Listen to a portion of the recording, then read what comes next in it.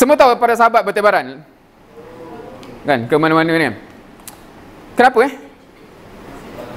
Adakah masa tu tiket Air Asia murah nak pergi?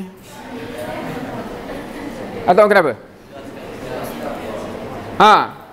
Maksudnya ada orang yang tak dapat Islam lagi kat kata-kata ni, dia nak pergi sampaikan Islam. Tugas syahadah tadi kan? Tugas syahadah Now, siapa yang rasa kalau kita hidup zaman tu, kita pun akan sampai sini? Kita akan, saya based on ramai orang yang saya kenal. Ni orang yang baik, orang yang baik yang buat benda lah. Bukan buat yang 3K tu kan. 3K apa? Bukan yang tu kan. Yang tu yang dia pusing-pusing pergi kelas, tu pun mujur dia pergi kelas. Lepas tu dia pergi kafe, dia pergi katil kan.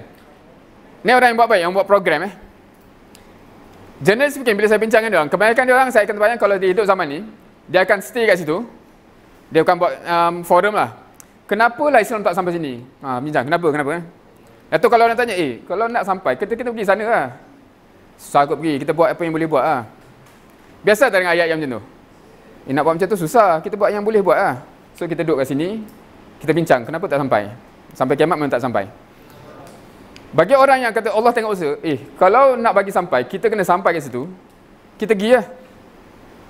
Contoh siapa pernah attend kempen macam forum, kempen solat ke apa? Ada? Pernah tengok kempen solat? Kadang dia buat forum solat ke sebenarnya. Yang datang tu ramai yang belum solat ke yang dah solat? Yang belum solat datang tak? Okey, kalau kita tanya organizer, dia boleh fikir tak benda tu? Aku ingat datang ke? Logik memang dia tak datang lah. Tapi biasanya kita ada default, kita buat apa yang senang nak buat lah. Sebab kalau nak pergi ke dia orang kan susah kan. Tapi kalau misi kita nak boleh sampai, tak boleh lah buat program macam tu. Kita lah kena turun. Siapa yang dah macam tu? Siapa yang bila dia kerja dah macam tu? Kita sebab itulah orang mindset khalifah tu macam tu kan. Maknanya dia kena syuhada ala nas tu kena sampai lah. Alright.